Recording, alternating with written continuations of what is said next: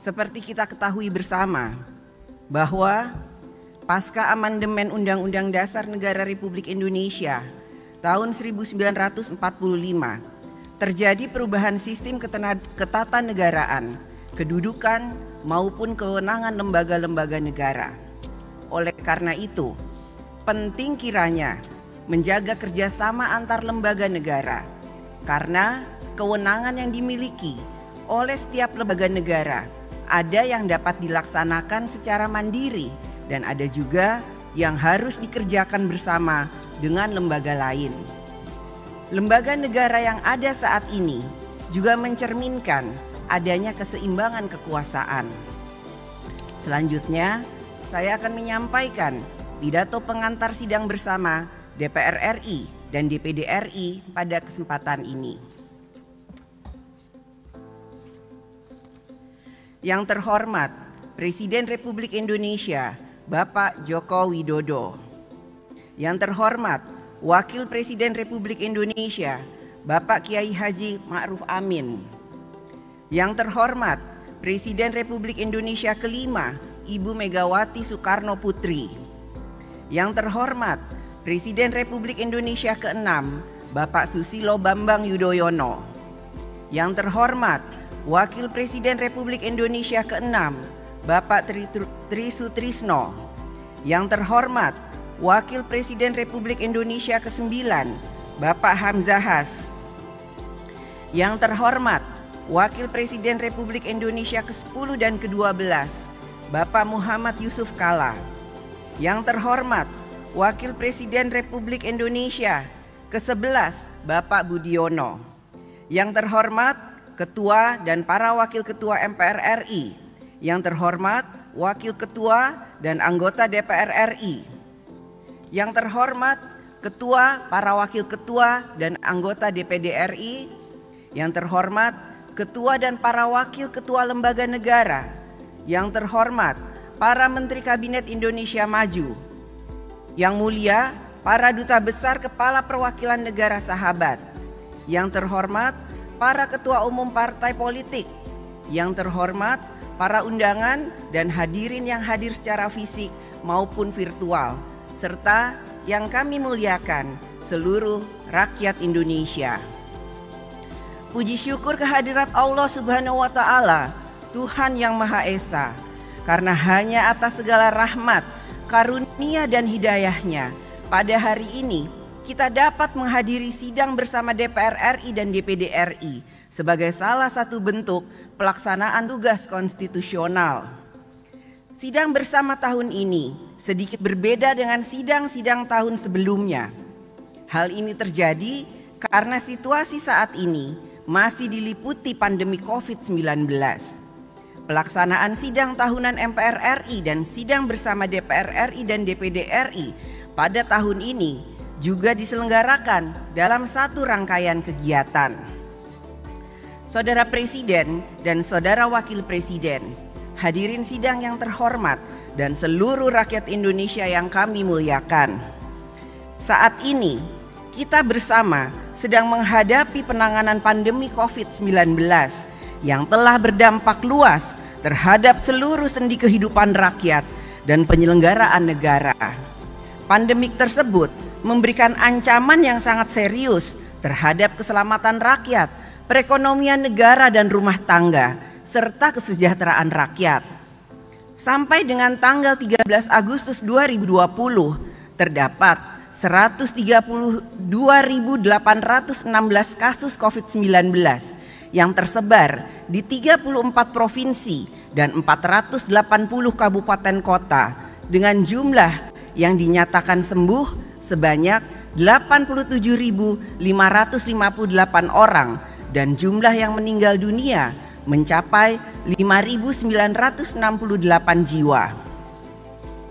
Pada sektor perekonomian nasional, sumber-sumber pertumbuhan ekonomi nasional mengalami kontraksi. Pada kuartal kedua tahun ini, pertumbuhan ekonomi berkontraksi hingga minus 5,32% year on year. Semua sektor dan lapangan usaha rakyat terganggu, sehingga mengakibatkan berkurangnya pendapatan, meningkatnya pengangguran, meningkatnya angka kemiskinan dan menurunnya derajat kesejahteraan rakyat secara luas. Menghadapi kondisi bencana non-alam yang luar biasa ini, diperlukan kehadiran negara untuk menyelamatkan rakyat dari ancaman krisis kesehatan, ancaman krisis ekonomi, dan ancaman krisis kesejahteraan dengan melakukan upaya-upaya yang luar biasa melalui serangkaian kebijakan dan program penanggulangan COVID-19 dan dampaknya. Untuk meningkatkan kapabilitas di bidang kesehatan, memperluas perlindungan sosial, melaksanakan pembatasan sosial berskala besar, serta mempercepat pemulihan ekonomi. Melalui Undang-Undang Nomor 2 Tahun 2020 tentang Kebijakan Keuangan Negara dan Stabilitas Sistem Keuangan untuk penanganan pandemi COVID-19 dan atau dalam rangka menghadapi ancaman yang membahayakan perekonomian nasional dan atau stabilitas sistem keuangan, pemerintah telah diberikan ruang kewenangan yang memadai dalam menjalankan kebijakan fiskal, kebijakan keuangan negara, dan kebijakan stabilitas sistem keuangan untuk mengatasi pandemi COVID-19 dan dampaknya. Azas keselamatan rakyat merupakan azas tertinggi dalam penyelenggaraan pemerintahan negara. Hal ini semakin penting ketika kita dihadapkan dengan pandemi COVID-19. Oleh karena itu, berbagai upaya dan kebijakan negara untuk menyelamatkan rakyat haruslah mendapatkan dukungan dari semua pihak. Namun di sisi lain, rakyat juga menuntut kinerja pemerintah yang optimal dalam bertindak sigap, cepat, dan terpadu dalam menjalankan berbagai program untuk melindungi rakyat, membantu rakyat, dan memulihkan kehidupan sosial dan ekonomi rakyat Indonesia.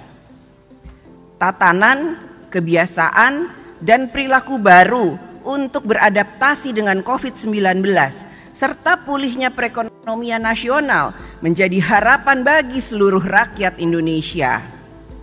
Pemerintah diharapkan dapat melaksanakan berbagai langkah yang efektif, baik melalui kebijakan, koordinasi lintas sektor, melalui instrumen fiskal maupun moneter, serta mengkonsolidasikan seluruh potensi dan sumber daya yang ada untuk dapat segera memulihkan kehidupan sosial dan ekonomi di Indonesia. Kita patut memberikan apresiasi atas kerja bersama, gotong royong seluruh komponen bangsa, baik pemerintah pusat, pemerintah daerah, dokter, tenaga kesehatan, Satgas COVID-19, TNI, Polri, BUMN, swasta, relawan, serta segenap unsur masyarakat dalam menghadapi pandemi COVID-19. Semangat gotong royong inilah yang membuat kita telah mampu dan bertahan menghadapi COVID-19 hingga saat ini. Saudara Presiden dan Saudara Wakil Presiden, hadirin sidang Dewan yang terhormat, dan seluruh rakyat Indonesia yang kami muliakan. 3 hari ke depan, tanggal 17 Agustus 2020, bangsa Indonesia akan merayakan kemerdekaan Republik Indonesia yang ke-75. Peringatan Hari Kemerdekaan dimaksudkan selain untuk menghormati jasa para pahlawan yang telah mengorbankan jiwa dan raga agar kita merdeka dan bebas dari belenggu penjajahan, juga menjadi momentum dalam merefleksikan kembali perjalanan panjang bangsa Indonesia yang penuh dengan dialektika dalam menghadirkan dinamika dan membentuk gelombang romantika yang bermuara pada peradaban bangsa dan negara Indonesia menjadi seperti saat ini. Proklamator Indonesia, Bung Karno, sesaat setelah menyampaikan pidato teks proklamasi tanggal 17 Agustus 1945, beliau mengatakan, "Kita sekarang telah merdeka. Tidak ada satu ikatan lagi yang mengikat tanah air kita. Mulai saat ini kita menyusun negara kita, negara merdeka, negara Republik Indonesia, merdeka, kekal dan abadi. Insya Allah Tuhan memberkati kemerdekaan kita itu.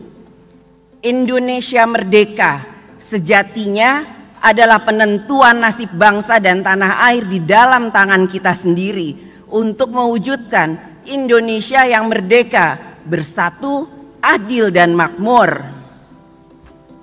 Telah panjang perjalanan bangsa Indonesia dalam membangun kekuatannya untuk dapat menentukan nasib bangsa dan tanah airnya sendiri. Selama 75 tahun membangun kekuatan tersebut, bangsa Indonesia telah mengalami berbagai perkembangan, baik dari sisi tata negara, sistem demokrasi, sistem pemerintahan, pola pembangunan, administrasi pemerintahan, serta hubungan antar lembaga negara. Membangun Indonesia memiliki arti yang sangat luas, yaitu membangun dalam segala bidang kehidupan negara dan masyarakat untuk menuju arah dan cita-cita kemerdekaan seperti yang tertuang dalam pembukaan Undang-Undang Dasar 1945.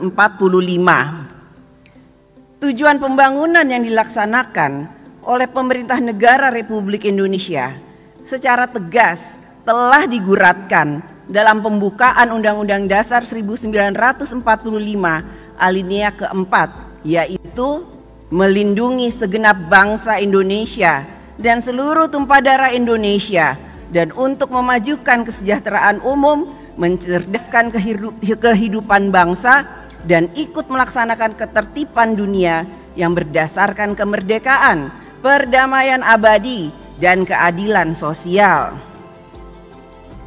Dalam mewujudkan tujuan bernegara tersebut, diperlukan politik pembangunan untuk dapat mengelola, mengatur, dan mengendalikan sumber daya bangsa dan negara yang diarahkan untuk membangun kekuatan nasional.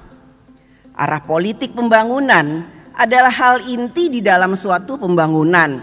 Pembangunan tanpa arah politik yang jelas ibarat kapal tanpa kompas. Pembangunan tanpa dipimpin oleh visi misi politik pembangunan yang jelas ibarat kapal tanpa nahkoda yang akan hancur karena membentur karang atau tenggelam karena diterjang badai. Indonesia Maju menjadi tema dalam peringatan Hari Kemerdekaan Republik Indonesia yang ke-75. Merupakan sebuah tekad kita semua untuk dapat mengarahkan politik pembangunan nasional kita untuk dapat segera mewujudkan Indonesia maju di segala bidang. Pandemi COVID-19 telah memberikan ujian kepada capaian kemajuan Indonesia saat ini di berbagai bidang. Kita dapat melihat berbagai kekurangan yang masih perlu terus diperbaiki dan ditingkatkan kinerjanya untuk mewujudkan Indonesia maju. Kita masih perlu meningkatkan pelayanan kesehatan yang lebih merata bagi seluruh rakyat Indonesia di seluruh wilayah. Kita masih perlu memperkuat sistem penanggulangan bencana yang terpadu dan terkoordinasi. Kita masih perlu menyempurnakan sistem jaminan sosial dan perlindungan sosial. Kita masih perlu memperkuat regulasi untuk mencegah krisis ekonomi. Kita juga membutuhkan regulasi yang dapat menselaraskan otoritas kebijakan fiskal dan otoritas kebijakan moneter dalam menghadapi krisis ekonomi. Saat ini, kita juga berada dalam era kemajuan zaman yang sangat dinamis dan terbuka secara sosial, budaya, ekonomi, dan politik, serta persaingan global yang semakin tajam. Sebagai bangsa dan negara, kita semakin dituntut untuk memiliki kemampuan dan kekuatan di bidang politik, ekonomi, sosial, dan budaya agar dapat menentukan nasib bangsa dan tanah air oleh kedaulatannya sendiri. Selama 75 tahun Indonesia merdeka, telah banyak capaian kemajuan yang diraih. Kemajuan tersebut berada dalam gerak peradaban zaman yang selalu berkembang dan menghadirkan tantangan baru. Oleh karena itu, untuk mewujudkan Indonesia maju, kita juga harus dapat bergerak cepat seiring dengan cepatnya perkembangan peradaban dunia di berbagai bidang. Untuk mempercepat terwujudnya Indonesia maju yang memiliki kekuatan politik, sosial, budaya, dan ekonomi, maka politik pembangunan kita ke depan hendaknya dapat diarahkan untuk mempercepat pembangunan manusia Indonesia, memperkuat industri pangan nasional, penataan industri nasional yang kuat, pemerataan pembangunan infrastruktur, serta optimalisasi reformasi birokrasi. Indonesia juga adalah negara hukum. Oleh karena itu, semangat Indonesia maju juga perlu menjadi tujuan bersama dalam pembangunan hukum untuk memenuhi kebutuhan nasional. Produk hukum yang dihasilkan harus mampu mendukung tujuan bernegara dan membawa Indonesia maju. Kebutuhan hukum akan selalu mengikuti perkembangan zaman, dan produk hukum yang dihasilkan tetap harus selalu berlandaskan pada Pancasila sebagai landasan filosofi, Undang-Undang Dasar 1945 sebagai landasan yuridis, Negara Kesatuan Republik Indonesia dan Bhinneka Tunggal Ika sebagai konsensus bersama, dan rasa keadilan dalam masyarakat sebagai landasan sosiologis. Sudah saatnya produk-produk hukum warisan zaman kolonial dapat digantikan oleh produk hukum Indonesia yang merdeka, yang tentu saja telah mempertimbangkan dan menyesuaikan dengan nilai-nilai budaya, sosial, dan sosiologis bangsa Indonesia. Indonesia Maju juga merupakan taman sari dari kemajuan pembangunan daerah. Dalam rangka melanjutkan pembangunan kemajuan daerah, maka pada bulan Desember yang akan datang, kita kembali akan melaksanakan pesta demokrasi dengan menggelar pemilihan kepala daerah dan wakil kepala daerah secara serentak di beberapa wilayah. Pesta demokrasi ini merupakan suatu proses politik bangsa Indonesia menuju kehidupan politik yang lebih demokratis, transparan, akuntabel, dan bertanggung jawab. Kita mengharapkan agar seluruh masyarakat yang akan menjalankan pilkada serentak untuk aktif berpartisipasi demi terpilihnya kepala daerah terbaik yang mampu membangun kemajuan di daerahnya. Kita juga berharap agar partai politik yang merupakan pilar demokrasi sangat penting bagi sistem politik dan demokrasi di negara kita juga turut berperan aktif dalam memberi teladan bagaimana berpolitik secara demokratis berdasarkan Pancasila. Dalam mewujudkan Indonesia maju, politik pembangunan juga harus dapat membuka ruang dan akses partisipasi seluruh rakyat Indonesia, karena setiap rakyat juga memikul tanggung jawab yang sama dalam berkontribusi pada kepentingan nasional. Bung Karno berkata, "Perjuanganku lebih mudah karena mengusir penjajah. Perjuanganmu akan lebih sulit karena melawan bangsamu sendiri." Pesan ini menyiratkan betapa pentingnya persatuan bangsa dalam membangun Indonesia.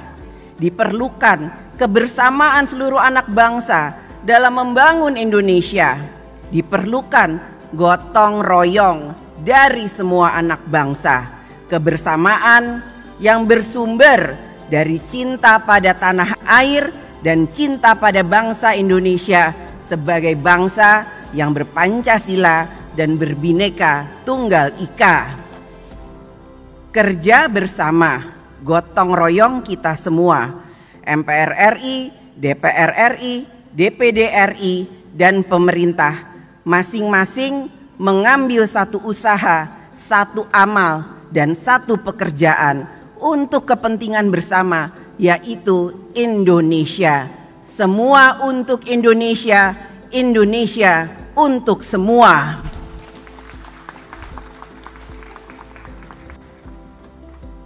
Dengan mewarisi semangat dan jiwa proklamasi 17 Agustus 1945, mari kita bersatu untuk membangun kekuatan bangsa dan negara agar kita dapat menentukan nasib bangsa dan nasib tanah air di dalam tangan kita sendiri. Kita kuat karena bersatu, bersatu karena kuat. Inilah semangat kita bersama, bersatu untuk Indonesia.